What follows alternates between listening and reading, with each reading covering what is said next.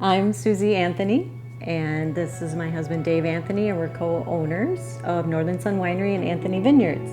We're in the wilds of Bark River, which is 15 minutes from the city of Escanaba, and we're only 5 minutes from the Island Resort and Casino. Drive to Bark River as if you're going to the world-famous international off-road races in Bark River. You turn as if you're going to spectator parking. You keep going on, and our business is on the left. You'll see the little European-style tasting room, and we're the only thing in the neighborhood that looks like that, so you can't miss it. We are local grown.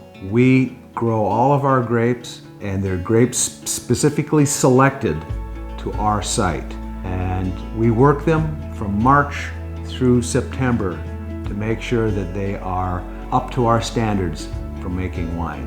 And with the result of our international competition, we can say that we've done a good job. So we are having many events here this summer. We are starting with our Fun Day Sunday concert series, which occurs on the third Sunday of every month, and they are fundraising concerts. For various causes, good causes in the community. Yeah, all the monies stay in Delta County. We are also having yoga in the vineyard 2 times this year, once in June, and one event will be in August. And then part of the North Lions Club has a 5K race here, and that's the last Sunday in August. Then in and amongst there's several weddings occurring here and other events. This is an example of a pruning technique developed by universities in the Midwest as insurance against severe winters.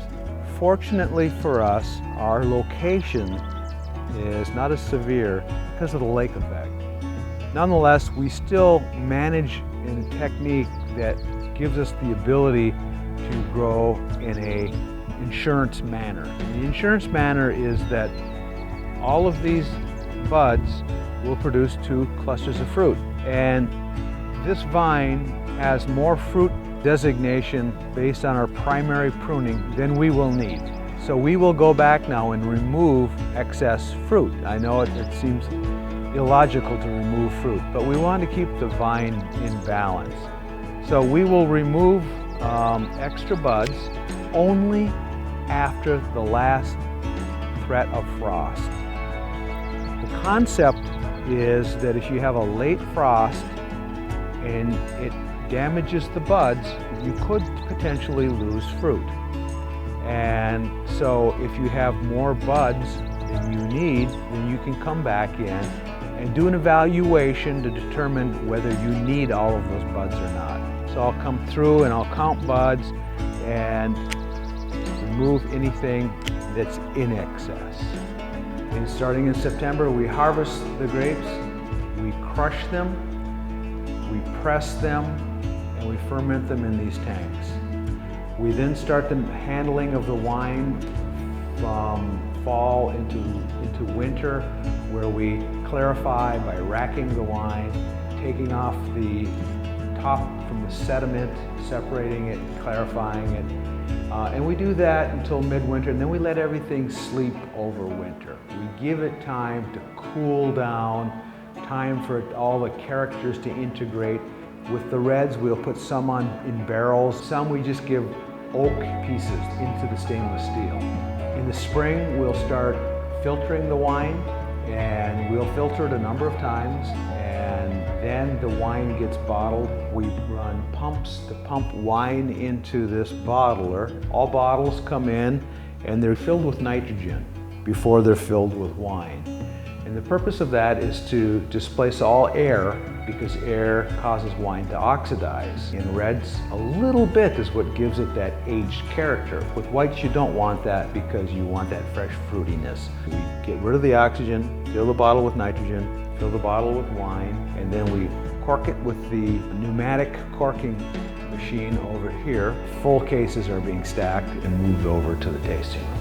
Ice wine is a product that was developed by accident in modern history. And how it works is that if you press the grapes while they're frozen, only that liquid in the grapes that has got so much sugar in it that it won't freeze at that temperature is released. And that is a very, very thick, syrupy grape juice. And And that grape juice produces a wine that's very intense in flavor and sweetness, but it's a challenge because it's so thick that even the yeast doesn't want to grow in it. It's difficult for the yeast to get started because it is so thick. It's a real sensation when you drink it. A couple of years ago, when we harvested from enough vines that we could have, under normal wine production, made 200-300 gallons. But because it was ice wine, we made about 23-24 gallons. That shows you the difference, and that's one of the reasons it's more expensive. So when we do make it, it goes quickly. The uniqueness that we offer is that we grow everything that we bottle. Every grape that we crush, every grape that we ferment is grown right here on site.